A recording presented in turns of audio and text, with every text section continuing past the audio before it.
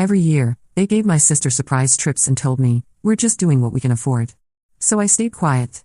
Until I bought a beach apartment with a signing bonus they never knew about. When I posted it, my mom texted, seriously? This feels personal. My name is Sarah, and I'm 28 years old.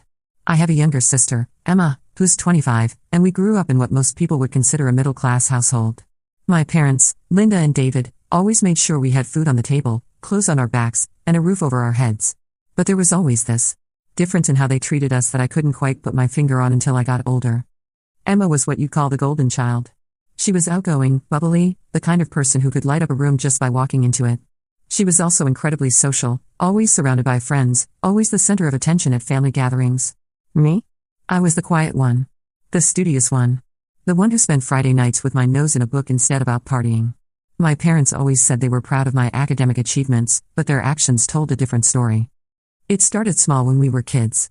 Emma would get brand name clothes while I got the store brand. Emma would get the latest phone while I got her hand-me-down. When I asked about it, my parents would always say the same thing, Sarah, you know we have to be careful with money. We're just doing what we can afford. I accepted it because Emma was younger, and I figured maybe they were just being practical.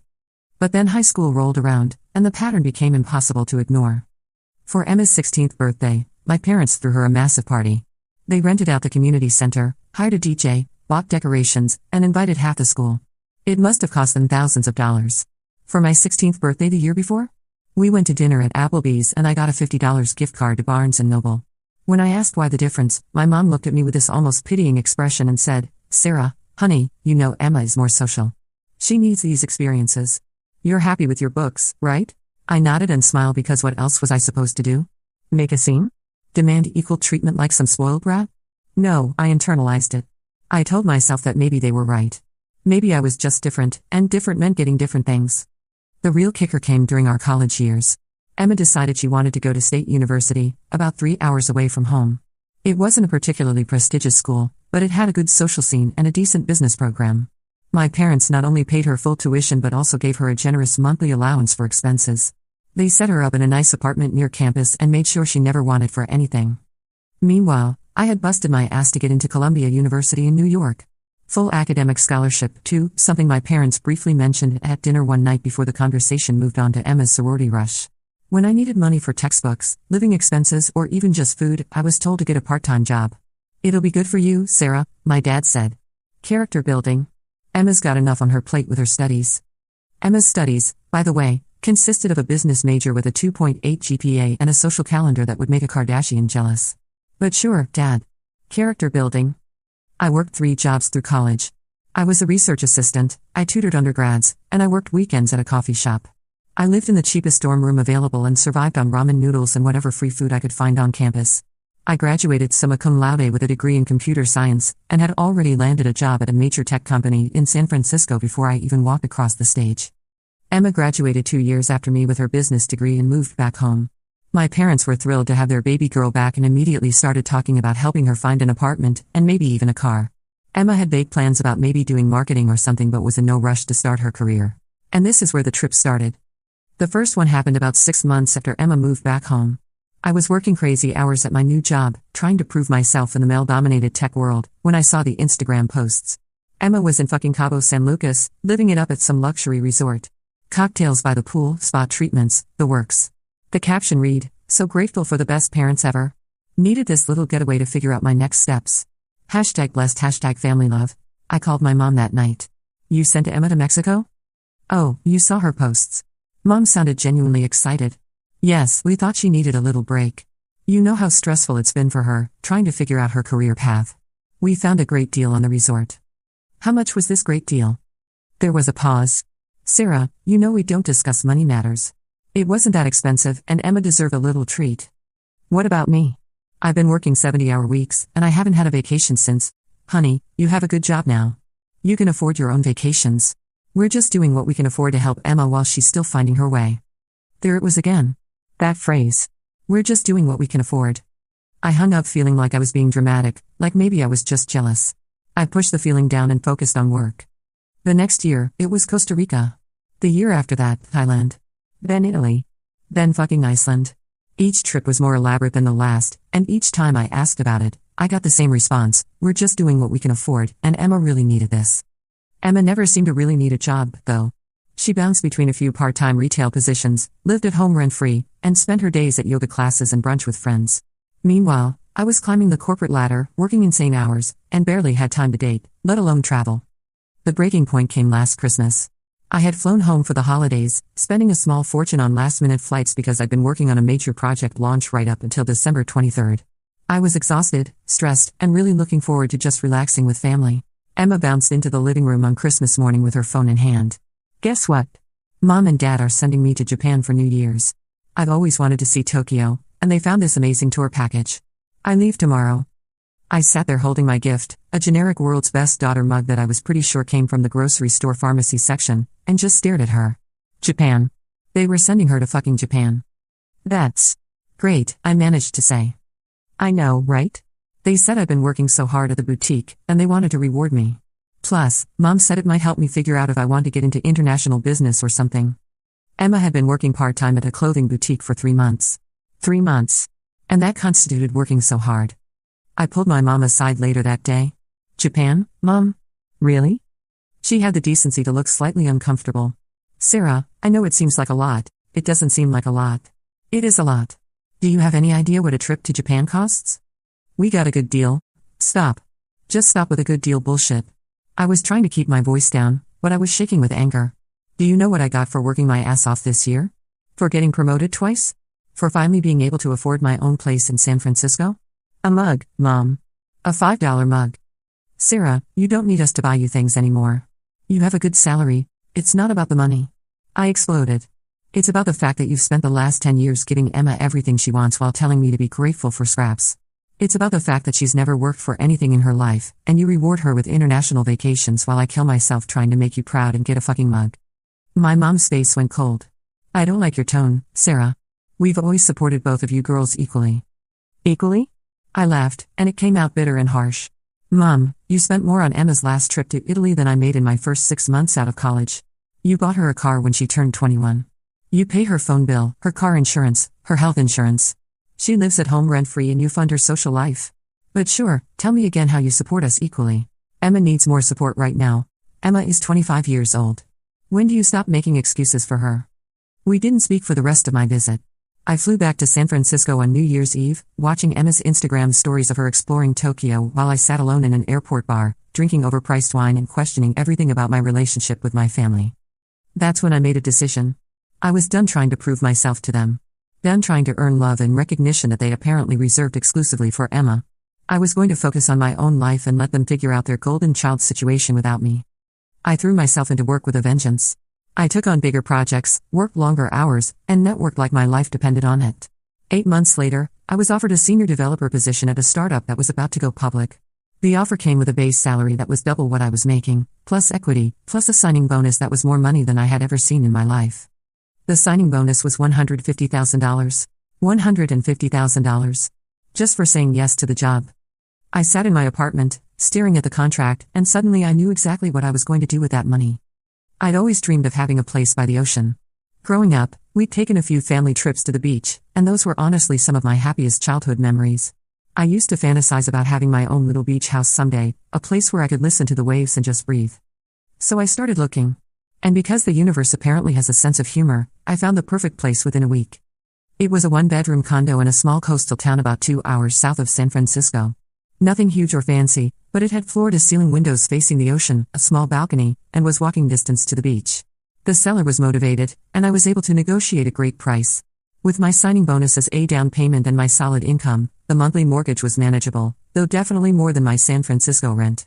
But having a place by the ocean where I could escape on weekends felt worth every penny. I closed on the property 3 weeks later and spent the next month furnishing it and making it mine. I hung fairy lights on the balcony, bought comfortable furniture that I actually liked instead of just what was cheapest, and set up a little home office where I could work remotely when I wanted to. It was perfect. It was mine. And my family had no idea it existed. I kept the purchase quiet for a while, just enjoying having this secret sanctuary. I'd drive down on weekends, work from the beach, and feel more relaxed than I had in years. I wasn't hiding it maliciously, I just wasn't volunteering information to people who had never shown much interest in my life anyway. But Emma's latest Instagram post changed that. She was in fucking Bali. Bali? The photos were straight out of a travel magazine: infinity pools, temple tours, some kind of luxury resort that probably costs more per night than most people make in a week. The caption was the usual: so grateful for my amazing parents who always support my dreams. This trip is exactly what I needed to get inspired for my new business venture. #blessed, #Bali, #grateful, #living my best life. New business venture. Emma had been talking about starting a lifestyle blog for approximately 2 years, and the closest she'd come to making it happen was buying a ring light and taking pictures of her smoothie bowls. I stared at those photos for probably 10 minutes, feeling all the old resentment bubble up again. Here I was, busting my ass in the tech industry, and my parents were funding Emma's extended gap year tour of the world while she found herself. That's when I decided it was time to share my own little announcement.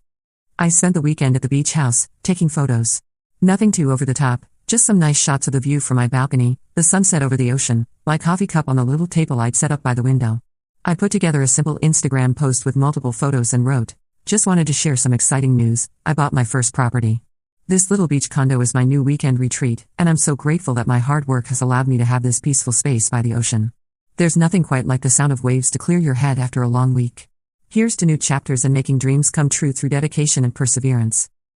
#new chapter, #beach house, #work hard, #dreams come true, #grateful." I hit post and then put my phone away. I had planned to just enjoy my weekend and deal with whatever response came later. My phone started buzzing within an hour. The first text was from Emma: "Sarah, what the fuck, you bought a house? Why didn't you tell us?" Then my dad: "Sarah, Emma just showed us your Instagram post. We need to talk." Then my mom: "Seriously? This feels personal." That last one made me laugh out loud. This feels personal. Everything about the last decade of my life had felt personal, Linda. But sure, my success was what felt personal to her. I turned off my phone and went for a walk on the beach. When I finally checked my messages that night, it was a shit show. My parents had apparently spent the day interrogating Emma about how I could afford a beach house, whether I was secretly making more money than they thought, and why I hadn't told them about such a major purchase. Emma had done some digging online and discovered that I'd been promoted twice in the last year, something I had mentioned briefly in family phone calls but they'd never really focused on. She'd also looked up my company and discovered that they'd gone public recently, which meant my stock options were worth a decent amount of money. A quick LinkedIn search had filled in most of the gaps about my career progression. The family group chat was blowing up. "Mom, Sarah, we need to talk. Call me." "Dad, this is very concerning behavior, Sarah. Why are you being so secretive?"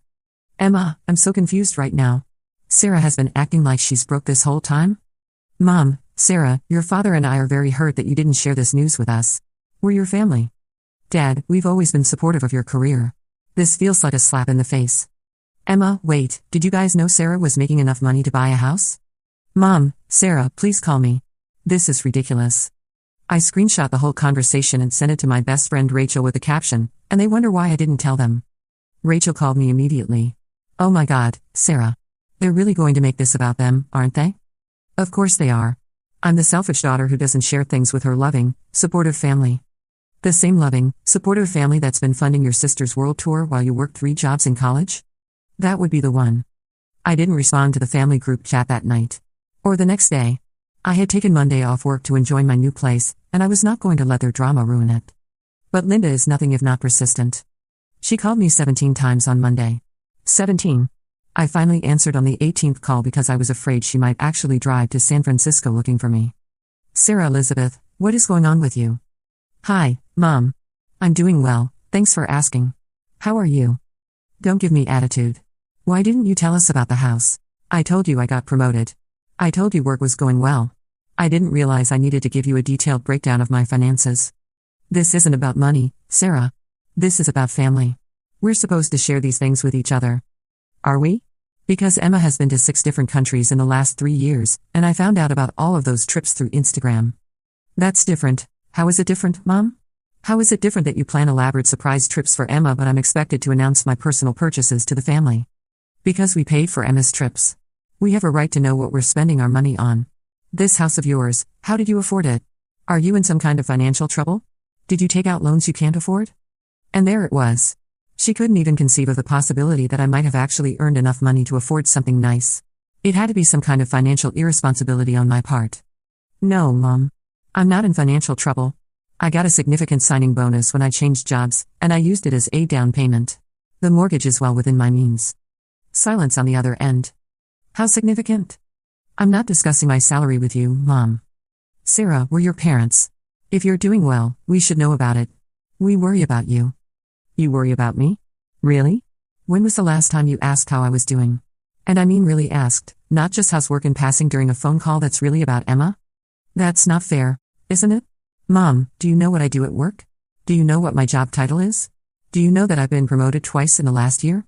Do you know that my company went public and that I'm actually doing pretty well for myself? More silence. I thought your job was computers. My job is computers, Mom. I'm a senior software developer at a tech startup that just went public. I make good money. I work hard for it, and I'm proud of what I've accomplished. Well, we're proud of you too, honey. Are you? Because it's never felt that way. It's felt like you're proud of Emma for existing and occasionally showing up to part-time jobs, while I'm just expected to figure everything out on my own. Sarah, that's not true. We've always supported both of you girls. Mom, stop. Just stop saying that. You and I both know it's not true. I hung up. The family drama continued for the rest of the week. Emma called me crying, saying she felt terrible that I thought our parents loved her more. Dad left me a voicemail about family values and respect for parents. Mom texted me daily with various guilt trips about how hurt and confused she was. The extended family got involved too, because apparently my personal real estate decisions were now everyone's business. My Aunt Carol called me to say she'd heard from my mother that I was going through something and wanted to make sure I was okay. My cousin Jake, who I hadn't spoken to in 2 years, suddenly slid into my Instagram DMs asking about my sick beach pad and whether I wanted to hang out sometime. Even my grandmother got pulled into the drama. At 87 years old, she somehow managed to figure out Instagram just to look at my posts, then called my mother to ask why everyone was so upset about Sarah having a nice house. In my day, she apparently told my mom, we were proud when our children did well for themselves. When my mom relayed this conversation to me, she seemed baffled by the concept. The most ridiculous part was that my parents started treating my success like some kind of personal attack on their parenting. My dad actually said, during one particularly heated phone call, we raised you better than this, Sarah. Since when do you make major life decisions without consulting your family? Since I became a financially independent adult? I replied. Dad, I'm 28 years old. I have a career, I pay my own bills, I haven't asked you for money since college. At what point am I allowed to make my own choices? That's not the point. Then what is the point? Because from where I'm sitting, it looks like you're upset that I succeeded without needing your help. The conversation ended with him hanging up on me. Meanwhile, Emma was having her own crisis. She called me Tuesday night, completely panicked. Sarah, I think I fucked up, she said without preamble. What happened? I was talking to Mom about everything that's been going on, and I mentioned that maybe they had been treating us differently. Not in a bad way. She added quickly. Just, acknowledging that maybe they did help me more than they helped you. Okay? Mom completely lost it.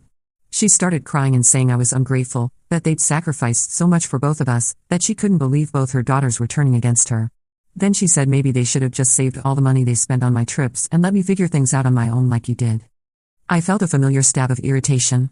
Even in the middle of a crisis, my mother couldn't acknowledge my accomplishments without making it sound like some kind of character flaw. What did you say to that? I asked. I panicked. I told her I was grateful for everything they'd done, that I didn't mean it like that I was just trying to understand your perspective. But Sarah, she was so upset. She kept saying that she tried so hard to be a good mother and now both of us were making her feel like she'd failed. And there it was, the guilt trip that had controlled both Emma and me our entire lives. Our mother's feelings were always the most important thing in the room. Her comfort, her happiness, her sense of being appreciated always came before anything else. Emma, I said carefully, do you think it's possible that Mom gets upset when we try to have honest conversations about our family because she doesn't want to acknowledge that maybe some things weren't handled perfectly? I don't know. Maybe? God, Sarah, this is so confusing. I never thought about this stuff before, and now I can't stop thinking about it. What kind of stuff? Like, okay, remember when I got my first job at that boutique? I was so excited, and I called to tell Mom and Dad. Dad's first reaction was to ask if I was sure I could handle working 20 hours a week on top of everything else I had going on. Everything else. Sarah, I was literally doing nothing but yoga classes and hanging out with friends. I remember that. But when you told them about your first promotion, Mom's first reaction was to ask if you were sure you were ready for the additional responsibility. Not congratulations, not how exciting, just worry that you might not be able to handle it. I was quiet for a moment, remembering that phone call. I'd been so excited about the promotion, about the recognition from my manager, about the salary increase. But after talking to my parents, I'd somehow ended up feeling anxious instead of proud. Yeah, I said finally. I remember that too.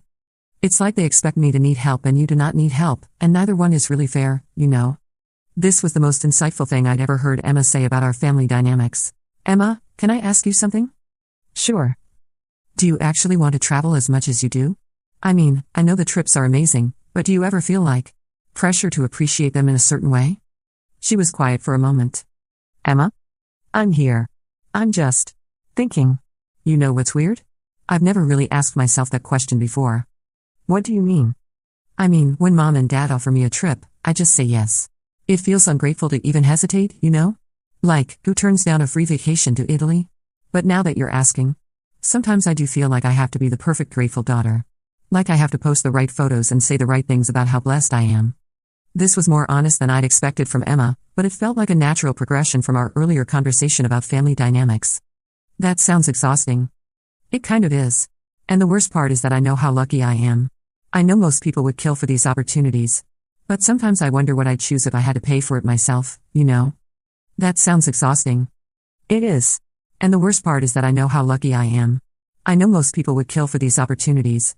But sometimes I just want to have a problem without them trying to solve it with money. Sometimes I want to figure things out for myself, but I feel like if I say that, they'll think I'm ungrateful. This conversation was blowing my mind. I'd spent so many years being jealous of Emma, assuming she was just living some perfect, carefree life. I'd never considered that the golden child treatment might come with its own set of problems. Emma, do you ever feel like you don't really know who you are outside of being the daughter who needs taking care of? Another long pause. Oh my God, she whispered. Yes. Exactly that. Sarah, I'm 25 years old, and I have no idea what I actually want to do with my life because I've never had to really think about it. Everything has always been provided for me, but now I feel like I'm so far behind everyone else my age. You're not behind. You're just on a different timeline. Maybe. But when I see your Instagram posts, when I see what you've accomplished, when I think about the fact that you figured out how to buy a house while I still live in my childhood bedroom, I feel like such a failure. My heart broke a little for her. All these years, I've been envying her life, and she'd been feeling inadequate compared to mine.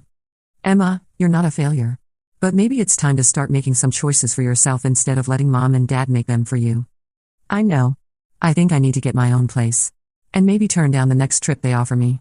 As terrifying as that sounds. It is terrifying. But also kind of amazing, once you get used to it. We talked for another hour, and by the end of the conversation, I felt like I was getting to know my sister for the first time in years.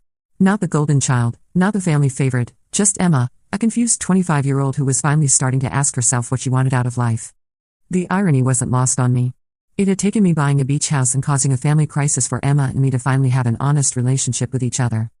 But the kicker came on Friday night. I was back at the beach house for the weekend when Emma showed up at my door. Just showed up. At my private sanctuary that I had specifically not shared the address of with anyone. How did you find me? I asked, not letting her inside. I looked up your address through public property records online, she said. Sarah, we need to talk. I was so stunned by the absolute audacity that I actually let her in. Emma walked into my beautiful, peaceful space and immediately started taking Instagram-worthy photos. Oh my God, this place is gorgeous. The views. Sarah, this is like something out of a magazine. Emma, what the hell are you doing here? She stopped posing and turned to face me. I'm here because our family is falling apart, and it's your fault. I'm sorry, what? Mom has been crying for days. Dad is talking about cutting you out of the will. Everyone is upset and confused, and it's all because you decided to buy a house and then act like it's some big secret. Emma, I bought a house with my own money that I earned from my job. That is not a family crisis. But you didn't tell us. You just posted it on Instagram like some stranger. We're your family, Sarah. We're supposed to share things with each other. Oh, like how you share that you were going to Bali? Or Italy? Or Iceland? Or literally any of the other trips that mom and dad have paid for? Emma looked genuinely confused. Those were different. Those were family decisions. Mom and dad wanted to send me on those trips. And I wanted to buy myself a beach house. With my own money. But you didn't even ask if we wanted to help.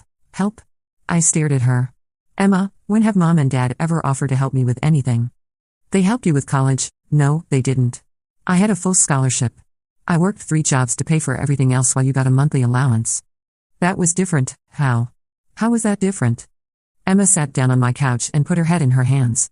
I don't understand why you're being so mean to me. I never asked for any of this.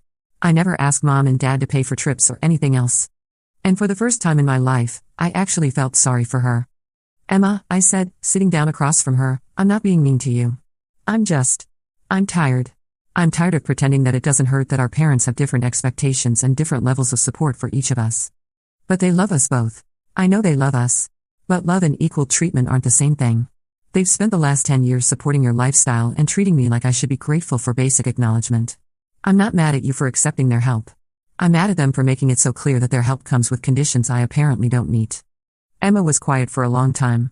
Finally, she looked up at me. I never thought about it that way. I know you didn't. You didn't have to. We sat in silence for a while, listening to the waves crash against the shore. Sarah? Emma said finally. I'm sorry. I really am. I knew things were different for us, but I guess I never realized how much it hurt you. Thank you for saying that. But I don't know how to fix it. I don't know how to make Mom and Dad understand. You don't have to fix it, Emma. This isn't your problem to solve. But they're so upset. They're upset because for the first time in my adult life, I did something significant without asking for their approval or involvement. They're upset because they realized I've been successful without them, and that threatens their narrative that I'm the low-maintenance daughter who doesn't need anything. Emma stayed for another hour, and we actually had the most honest conversation we'd had in years. She admitted that she'd been feeling pressure to make the most of the opportunities our parents gave her, even when she wasn't sure what she wanted to do with her life. I admitted that I'd been jealous of her relationship with our parents and had probably been colder to her than I needed to be. It didn't fix everything, but it felt like a start. After Emma left, I sat on my balcony for a long time, processing everything we talked about. For the first time, I was seeing our family dynamics from her perspective too, and it was complicated in ways I hadn't expected. The thing that struck me most was her comment about performing gratitude. I realized that while I'd been struggling to earn my parents' love and approval, Emma had been struggling under the weight of constantly having to prove she deserved it. We'd both been trapped in roles that didn't really fit us, me as the self-sufficient daughter who didn't need anything, her as the grateful recipient who had to appreciate everything perfectly. I started thinking about all the times I'd seen Emma's Instagram posts and felt that stab of resentment. The perfectly curated travel photos, the captions about being blessed and grateful. I'd always assumed that was just who she was, someone who had never known struggle or disappointment. But now I was wondering if those posts were less about genuine joy and more about meeting expectations. The more I thought about it, the more I realized that our parents hadn't really done either of us any favors. They'd made me hyper-independent to the point where I felt guilty asking for help with anything, and they'd made Emma so dependent that she didn't trust her own ability to figure things out. But the difference was that I'd been forced to develop real skills, real confidence, real resilience. Emma was just starting that journey at 25, and I could see how scary that must be for her. I made a decision that night. I was done letting my parents' reaction dictate how I felt about my accomplishments. I had worked my ass off to get where I was, and I deserved to be proud of myself, with or without their approval. But I also decided I wanted to be the kind of sister who could support Emma as she figured out her own path, even if it looked different from mine. I posted another Instagram story that night. Just a simple photo of my morning coffee on the balcony with the caption, Sunday morning gratitude. Sometimes the best family is the one you build for yourself, including the family of dreams you make come true. But I also sent Emma a text, hey, I know we talked about a lot yesterday.